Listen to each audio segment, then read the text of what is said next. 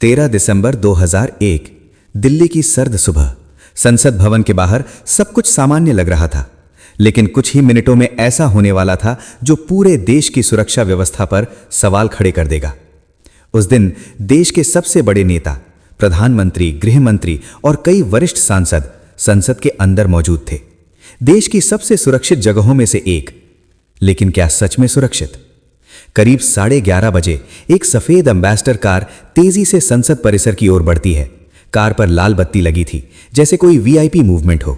Gate पर तैनात सुरक्षा कर्मियों को शक होता है, लेकिन तब तक बहुत देर हो चुकी थी।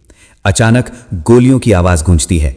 हमलावर कार से उतरते हैं, AK-47, ग्रेनेड और भारी हथियारों से लैस। उनका मकसद साफ था, देश की सबसे बड़ी राजनीतिक ताकत को सीधा निशाना बनाना।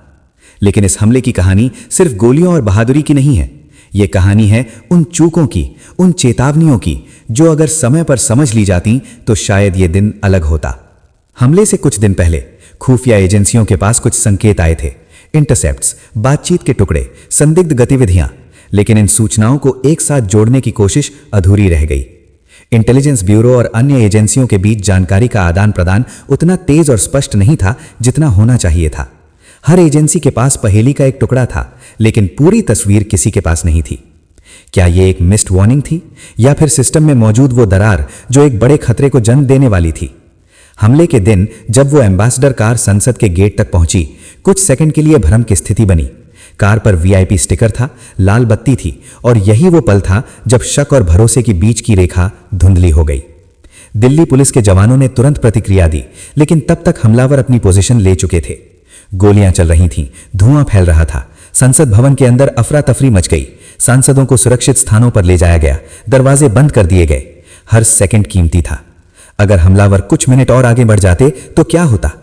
क्या देश की पूरी नेतृत्व व्यवस्था एक ही जगह पर खतरे में पड़ सकती थी? यह सवाल आज भी डर पैदा करता है। दिल्ली पुलिस, CRPF और संसद सुरक्षा बल के जवानों ने अद्भुत साहस दिखाया। उन्होंने अपनी जान की परवाह किए बिना हमलावरों को रोका। एक एक कर सभी आतंकवादी मार गिराए गए, लेकिन इस लड़ाई में कई बहादुर जवानों ने अपनी जान गंवा दी। यह सिर्फ एक हमला नहीं था, यह एक संदेश था। लेकिन इस कहानी का सबसे खतरनाक हिस्सा वो है जो दिखाई नहीं देता। हमले के बाद जांच शुरू हुई और धीरे धीरे सामने आने लगी वो खामियां जो इस हमले को संभव बना गईं। क्यों इंटेलिजेंस इनपुट्स को समय पर साझा नहीं किया गया? क्यों अलग अलग एजेंसियों के बीच तालमेल कमजोर था? क्यों संसद जैसे हाई सिक्योरिटी जोन में एक संदिग्ध वाहन इतनी आसानी से प्रवेश कर गया? ये सवाल सिर्फ उस दिन के नहीं थे, ये पूरे सिस्टम के लिए चेतावनी थे।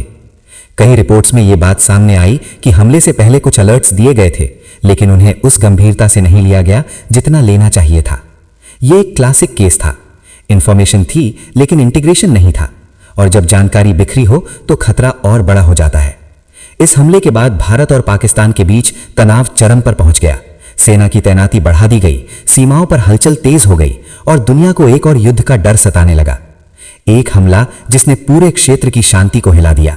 लेकिन अगर हम थोड़ा पीछे जाएं और उस दिन को फिर से देखें, तो असली सवाल वही रहता है, क्या यह हमला रोका जा सकता था? क्या बेहतर कोऑर्डिनेशन, बेहतर कम्युनिकेशन और समय पर एक्शन इस खतरे को टाल सकते थे? शायद हां, शायद नहीं। लेकिन एक बात तय है, उस दिन ने भारत की सुरक्षा व्यवस्था को हमेशा के लिए बदल दिया। नई नीतियां बनी, एजेंसियों के बीच कोऑर्डिनेशन बढ़ाया गया, सुरक्षा प्रोटोकॉल्स को मजबूत किया गया।